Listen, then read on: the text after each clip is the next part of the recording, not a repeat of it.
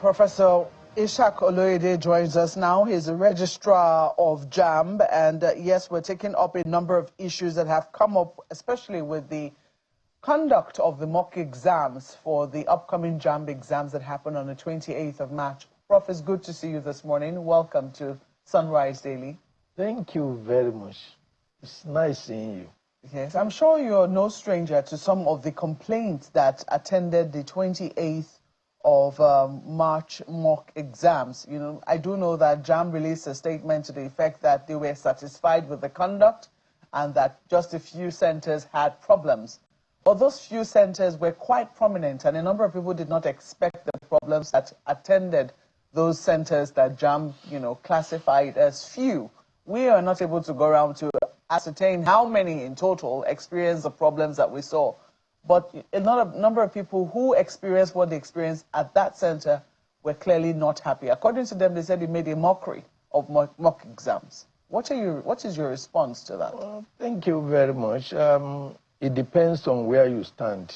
You look at it. For me, it was one of the best that we have ever done. To me, we have a jump in the number of CBT centers. You have 800 last year. You have 1,010 this year. And 25 of them, unfortunately, had their problems. We said we are going for mock. The mock, we have said, is to test the readiness of the centers. For us, if we have less than 30 of 1,010 that had this problem, and the purpose is to test them, we are comfortable with that, because since then we have had to, 20 of them were outrightly cancelled because, or delisted, because they did not perform to expectation. Few of them had to, problem of generator, have done this and so on, to do some corrections. And for me, it is yes, whoever is affected, because if you are a medical doctor and you are treating 1,000 people and all of them are going back home, the two that unfortunately died, they will not accept that everything is okay. But you have to thank God, unless you are not grateful that you have that level of success. It's unfortunate that some of them happen to be.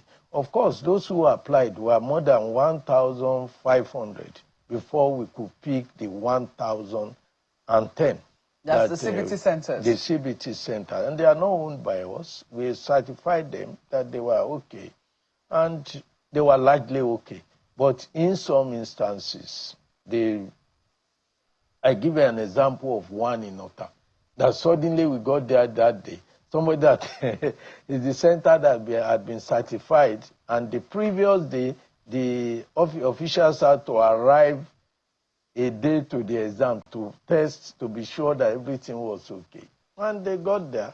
The computers were there.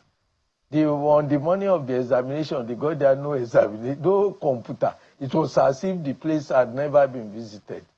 We had to invite the police, and the man said he owed somebody 6 million naira, and the person came and packed his overnight computers away.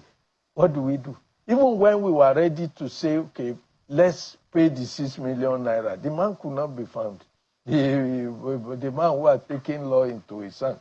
You see, such a thing, there is nothing we can do other than to quickly look for centers that will finish their own exam, and we could now bring those students to go there. So, like we said, these are mock examination, and we didn't expect failure, but we believe that failure in some of, and I won't even call it, I will call it partial success, if you like, because to me, there are very few, and they had shown what they are on time, and we have corrected. We will take appropriate steps against them. We must also take into consideration the fact that many people are going to the CBT center because of the government Ministry of Education policy, current policy of bringing WAEC and NECO on CBT. So some people believe that this is a good business and they want to go into it. Some of them are new. And that's why we have this upsurge. Many of them are substandard, but those we consider standard, of course, there are few of them that were just victim of circumstances, and we could understand. But those we felt were not diligent enough, we have delisted them, and that's why we have now 993, 994 that we are preparing. And as that is happening, some that we have disaccredited before, about 10 or 15 of them that we had disaccredited before, because students had now registered. And we have taken that into consideration. When you now find 2, 3 centers failing in, say, Lagos, then how do you, some that you have visited and you have rejected, you have to go back there to go and see, because you have a particular window to conduct the UTME. It's not something you can afford 10, 15 days for, because NECO will be coming thereafter, WAEC will be coming. I'm just a little curious. The mock exams that were conducted, was it to ascertain JAMB's readiness as well as the CBT centers, or to give the students a chance to see how they will fare in the JAMB exams? It's both ways. It's both ways. For us, for the students, an opportunity to try their hand. But for us, we are testing more than that. And if you see the mock this year, you will also discover, we announced that students are paying for one and they are having two. You see, paying for one exam. You pay for one exam and you have two. You know, our normal UTME is 2 hours, but they had 4 hours. What the same set of students having 4 hours. What that means was that, given the security situation in the country, we have to think ahead. We have devised something that we want to use. And we felt that after conducting the first, what many people did not realize, and why we are more comfortable than those who complain about what happened, the real mock was conducted between 8 and 10 in the morning. And after that, they started the second mock. The second mock was to test a new device that will not involve our technical officers carrying their laptop all the over, using of a flash stick instead of a laptop. And we felt that we should try that. But if we tell the students that, oh, you are coming, the second session is going to be for tests, many students will leave the venue. So many people complain about the second examination. The second examination was a test, a trial test. We needed a live, because when we test in the laboratory, everything will be perfect. We need real life situation. And that was why we announced shortly before the mock that those of you, 220,000 students who applied for mock, you applied for mock because we don't want to turn mock into real exam. We have limited space, and you apply for it, you must come. Why we ask them, why we encourage them, why we almost advise that there will be consequence for their not coming, is that we want to test the engine. We want to see it carrying full capacity so that we can know if there will be failure. So the second one was not the examination that we needed to do. It was a new exam. We are testing 2 or 3 things at a time.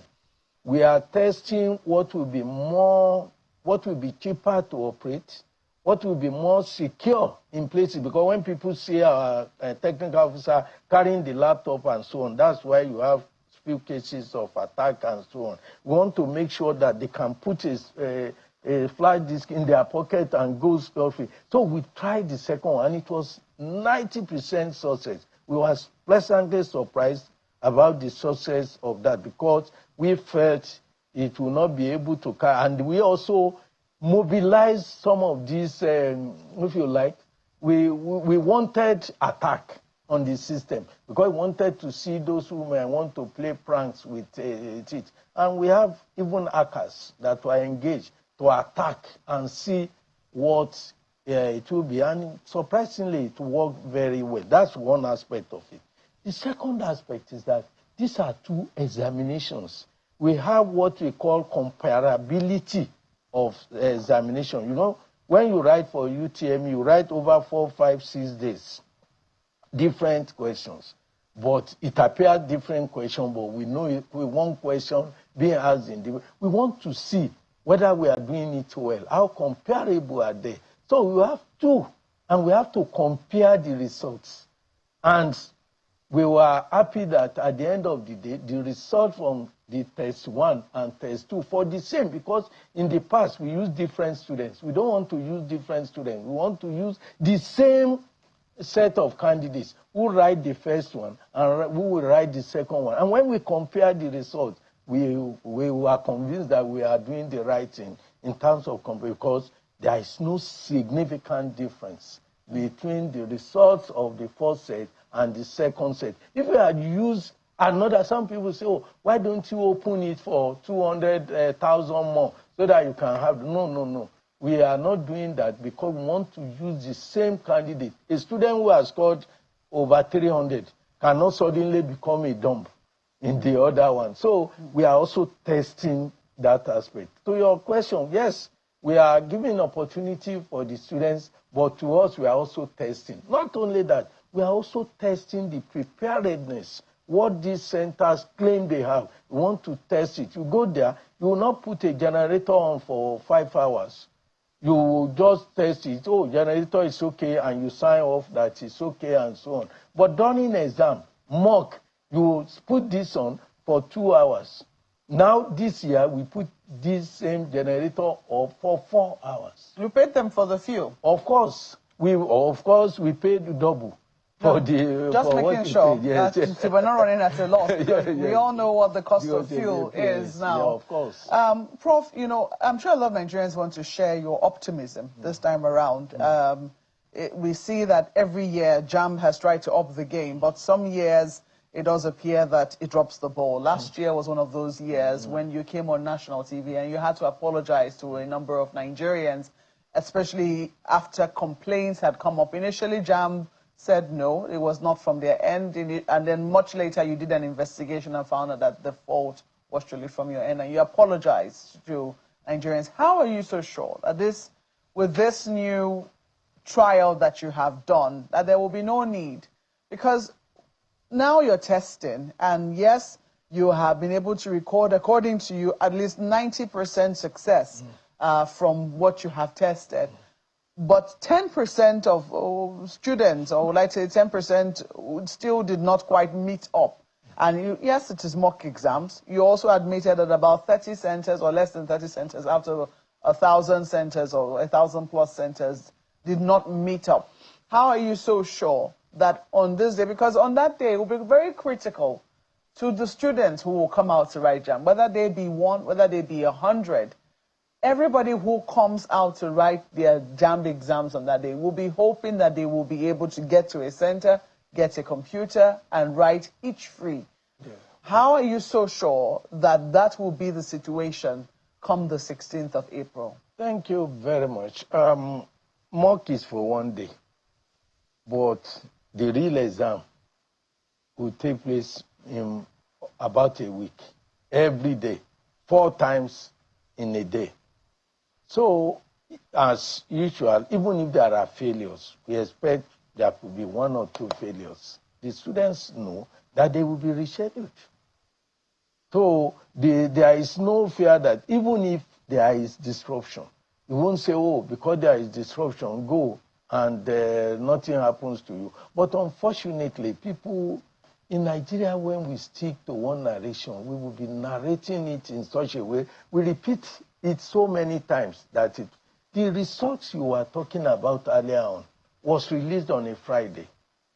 And by Monday, JAMB came out to say there was a problem. Go back to your records and see. But because people have said, oh, JAMB initially said there was no problem on Friday, the result was released on a Friday. And on the first working day after that Friday was when this came up. And JAMB came up to say, no, there is a problem. And this problem could be solved.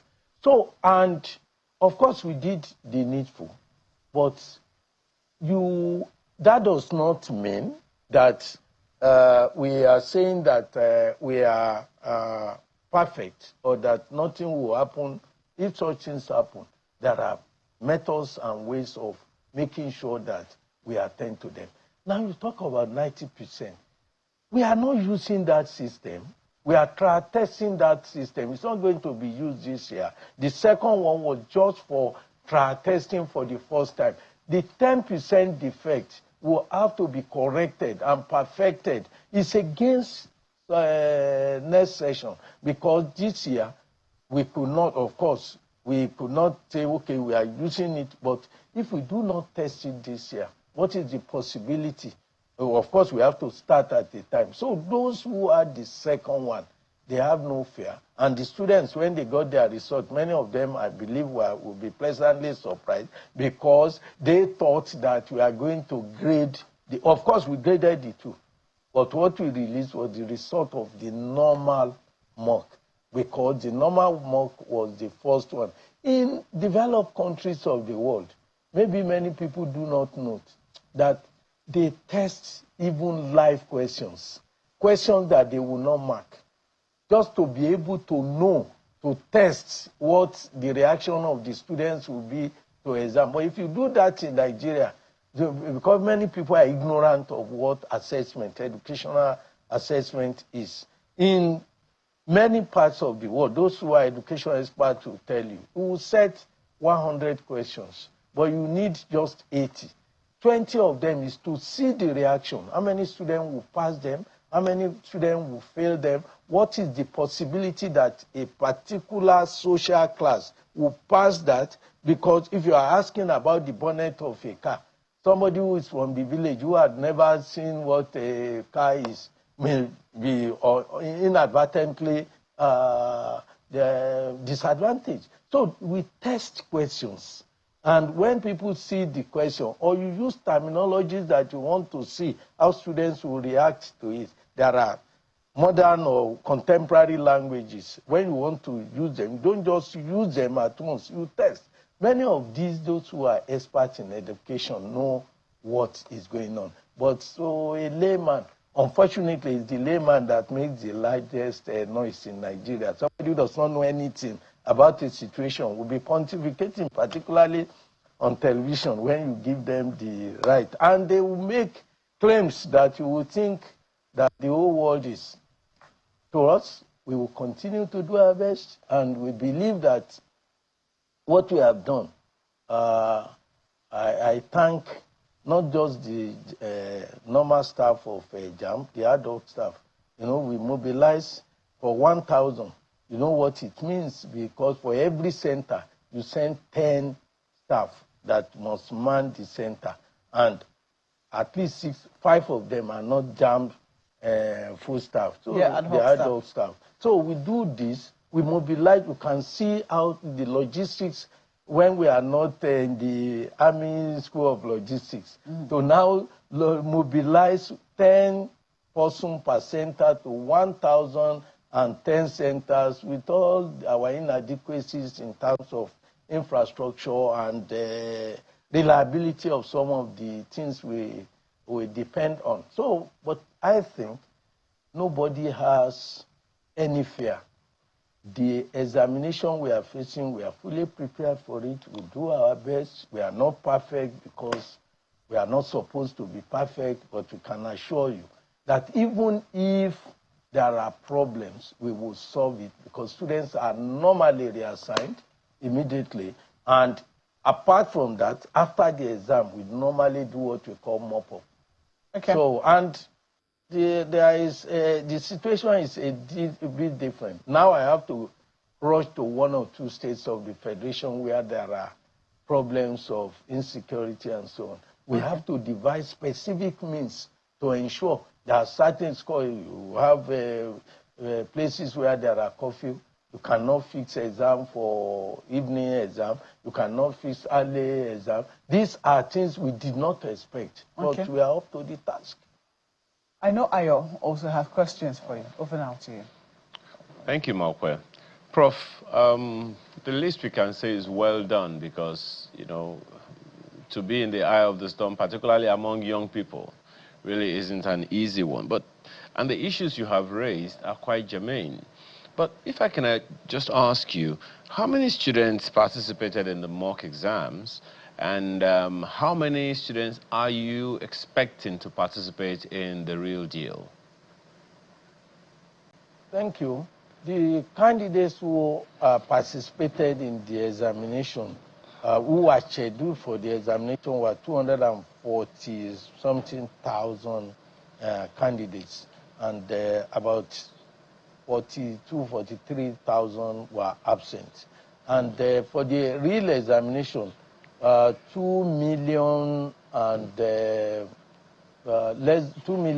than 2,100,000 will be participating in the real examination, and that will take place between 16th and the 23rd of May. So we expect that 15th and 23rd of April, rather, this month. So we expect that all the about 1,000 centers will participate, and we believe that given the facilities we have, if they are evenly distributed, the exam could be conducted in 2 days, because we have facilities that we could treat not less than 200,000 at one go. And we have 4 sessions in a day. That's 800,000. But it's not as easy as that we could finish, because in places where you have more students, you have less number of CBT centers and so on. So we have to balance this, and that's why we have to go as far as that. But as far as we are concerned, the necessary steps have been taken to ensure that every candidate is adequately catered. Before we go to some other issues, Prof, the Markware, expressed one of those things that Nigerians express, which is, how sure are you? You've tested with less than 250,000 from what you said, and you're expecting to service more than 2 million. And you definitely don't want, I know the last thing on your mind is to have a repeat of what happened last year. With the feedback that parents have been giving due to the mock exams that took place recently, and the feedback that you're getting and the technical glitches that are being complained about, and I know you've spoken to them a bit, but the parents will need that reassurance, because not a few of them left quite a number of things that they had to do on that Saturday morning to go, with their children, stay there with them, and some expressed delays of starting between something that was supposed to start around, say, 6, 7 a.m., didn't start until well past noon. So what are the assurances? What are the safeguards? What are the things that parents should have in mind? The exam you're talking about is from our date today is less than 10 days away. Very much. Some of the things we emphasize, I think, is because we are not knowledgeable about it, if I can say, about what we have been doing. The capacity is to be tested. You are talking of 2 million for a week. We are talking of testing it. We can't go and be testing it for a week. You test the full capacity. A full capacity is about 200 thereabout. And you test it once. You don't want to be writing the exam for 1 week. So if you test 1/10 of the number, and you know that these other people will work, you wouldn't definitely expect us to write, to call out the 2 million. Because if we have invited them, many of them may want to come. But what's the purpose of doing that? We want to test the machine. We want few of the students to be able to. Why do we need to wear ourselves out by testing the 2 million for mock examination when all we need is to test the ND? Then you talk about the parents, and that's where our problem is. I was in Lagos during the mock exam. I left Abuja immediately after the first exam was being completed, the first session. to be able to see the new session in Lagos where we have a concentration of students. And I spoke to some parents. Some of the parents need not be there. They are obstacles to conduct of the examination. Many of them did not know me, and I'm happy they did not know me. And I was asking them after the 10, why have your students not come out? They said there are problems, that the computers were not working, these were not working. That was why the students were still in. And I asked one of the fathers in WAEC Ikeja, I said, look, how did you get this information when your students were still in? He said, you see, my child had not come, and the exam is supposed to be 2 hours, and so on. When I had to tell them that what I heard was that they are doing 2 exams. They have finished 1 set, and they are coming with the 2nd set. Look at the number of people that the misinformed father will carry. He had no knowledge, no participation. And when I got I said, okay, let me go and find out. Stupidly, he gave me the particulars of his son. When I went in, I called the student. Have you finished? He said, yes, I'm on the 2nd one. When the child finished, I brought the child out to meet the father. Tell your father what happened. And the father was just smiling. And when the boy said, no, there was nothing. Where did you get this from? So Nigerians, at times, some of us create these stories, and there is nothing you can do about that because that's their own business. And most of these parents that you see, they are there to corrupt the system. And look at those that were cancelled. We canceled some registration, about 100 of them this year. When we invited them for interrogation following due process, the money paid for people to help them because they did not know that the fraudster was in our custody. And they were communicating with the fraudster. And they were paying, they were signing, oh, we want this, we want that, and so on. We invited them. Said, okay, you paid this man to do this work. Why did you do that? It's my father, it's my mother. Unfortunately, more mothers than fathers. I don't know why that was so. But the truth of the matter is that these parents complain because they do not have their way in most of the cases. And many of them, I don't see the reason why they would. And some of the children they follow to the CBT centers are cleverer than the parents who follow them. I don't know what the purpose is, but I think the parents are part of the problem, and my appeal to the parents that please let's do what is right. Do not speculate. Oh, my child had been there. How do you know when you are not going into the exam? Most of the people you will end up interviewing are not the students. You interview these parents who are not there, who are not eyewitness, and they will tell you stories that you don't even know. Their own children, when you call the children to confront them, the children will say, no, I didn't tell you that.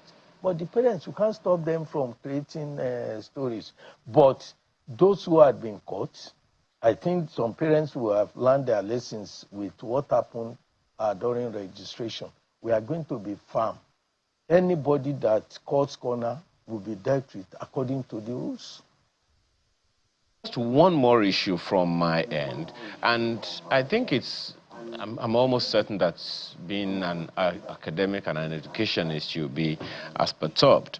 We understand that recently BUK expelled about 172 students over falsification of entry qualifications.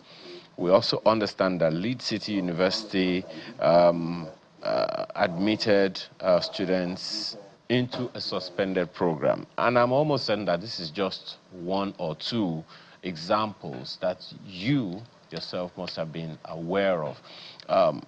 Sometimes a good number of people might wonder, why write JAMB when the universities into which people are writing JAMB to go there are some uncertainties about them. The BUK expelling 172 students after writing JAMB and getting into the university. Leeds City University admitting students into a suspended program. Help us, make some sense of all these issues and maybe some others that you are aware of. Very much. We are, but we are not bothered because it's not our business. It's like holding the policeman responsible for the existence of criminals. You knew that there would be criminals. That's why you established the police. So when police now catch the thieves and you are still turning around to blame the police for catching the thieves, I don't know how that will be. Our duty is to conduct proper exam, admission. The 172 or so that BUK rightly expelled, they were rightly expelled because they falsified their entry qualification. Every institution is expected to verify the results of the candidates. It was only in 2023 that JAMB felt that we should assist some of them, and we started verification of direct entry, IJMB, UPEB, and so on. In 2023, we discovered about over 1,000 of them. And we felt that prevention should even be better than cure. We put certain things in place. Since 2023 to date, with the assistance of JAMB, what happened in BUK for direct entry? These are direct entry. I'm not talking of UTME candidates. So you said they wrote exam, they didn't write exam because they are direct entry candidates. Their school A level was supposed to be screened, verified by each institution, which BUK did, though I believe they have reasons for doing that lately, because many of them had graduated as medical doctors, nurses, pharmacists, and so on, before the discovery was done. And of course, the policy of universities, including BUK, was that when you are admitted, your certificate must be verified before you graduated. But what JAMB has done to assist this situation now is that it's not possible.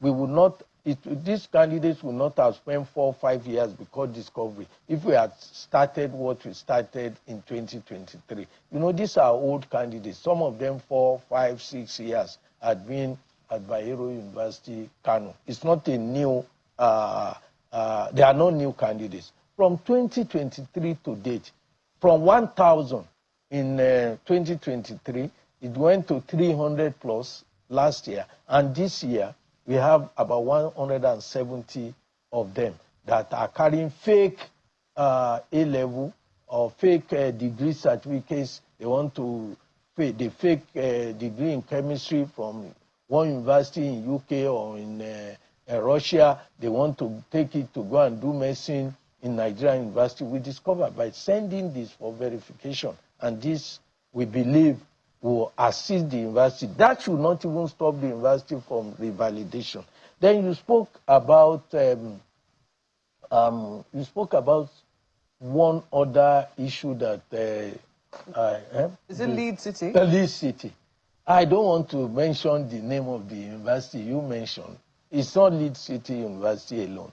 When a university decides not to follow the rule, you know that you cannot admit anybody except through CAPS. So what's the problem of JAMB? If you find out that you are disaccredited and you are admitting people, did you see letter of admission from JAMB? The answer is no. Can they say JAMB admitted the candidate for them? No.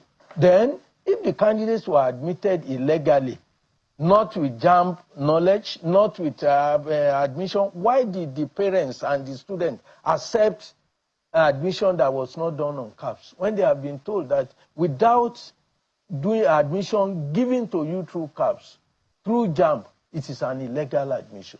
So anybody who accepts such is also complicit. So as far as we are concerned, the Law School Council of Legal Education contacted JAMB and said, oh, these universities, they were not supposed to be admitted. I said, yes, from our record, they did not admit. But in reality, on ground, they defied the Council for Legal Education. How does that concern JAMB? Because if you can only hold JAMB responsible, say, okay, these people are not supposed to admit candidates, but JAMB, you admitted for them. That's what become. When did I become the policeman of the university, polytechnics, and colleges of education that I will be searching their wardrobes to know students they are keeping in the wardrobe? So I believe that the fact that something is improper the fact that something is illegal will not mean that some people will not try them. Yeah, but do you think though that if JAMB does get wind of it, you have a duty to report? Of course, to report to the regulatory authorities. If we get, but it's not part of my duty, not to report, to even act. Not a matter of reporting. We don't go and be telling somebody we have the capacity to deal with any institution that does what is not. We do some. There are institutions, universities this year that we compel them to refund money to candidates that were illegally admitted, and to pay even for their direct entry A-level, IJMB and JUPEB, to make sure that we rescue those, the students themselves are also part of it. It's only that it didn't favor them. But we take action, but we do not want to demarcate any institution. And that is why we take action unless it becomes necessary to public. And what I think Nigerians should do, as far as JAMB is concerned, if you have any concern, report to us, write to us. I don't know of, I'm not aware of anybody who will say, no, we wrote to JAMB that this institution has done this and JAMB refuses, or we will give you full cooperation. And in some instances, we will tell the candidates, you can go to court, and JAMB will be there as your witness against the institution. Your email addresses are up and functioning? Of course, not just email address. We don't operate email address when it comes to our students and our other partners. What do you We have direct platform. Direct with about 1,800 institutions that we have under our purview. We have direct with every institution. It's not a group. It's not a WhatsApp. My communication with University of Ibadan is unknown to University of Lagos. So it's direct entry. The same thing with every candidate. Every candidate has what is called ticket. It's a free system. You go on the website of JAMB, you see the ticket. You have ticket for third parties. Third parties are people who have no business to be there, but they are interested, like an observer, a parent, but the candidates have their own that they will deal directly with JAMB, and they are aware, and we publicize this. Okay. So we believe that if you follow what we have, you see Nigerians will say, man, no man. Man, no man, about admission. I say, which admission? You are still living in the past. Prof. With the coming of cabs, man, no man has ended. Okay, I think that people can take that to the bank, and yes, you've already heard directly from the Registrar of JAMB. If you have any issues, you have direct access to JAMB. We have to thank you very much for speaking with us this morning. We're hoping that maybe after the conduct of the exams, we can do another assessment of how it eventually went. We'll come to celebrate with us. We sincerely pray so. Thank you so much for speaking with us this morning. Professor Ishaq Oloide is a registrar of the Joint Admissions and Matriculation Board, JAMB.